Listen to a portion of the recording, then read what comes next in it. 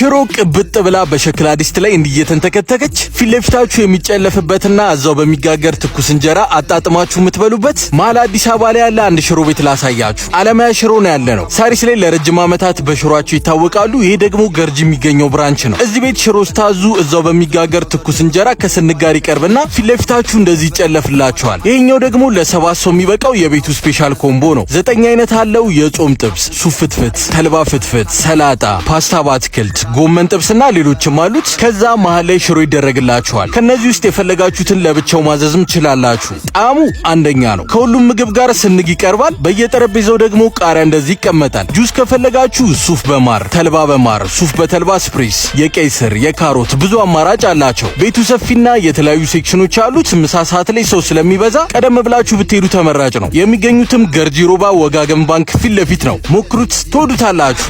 ጭፈራው ቀጠለ ሞቀጨሰ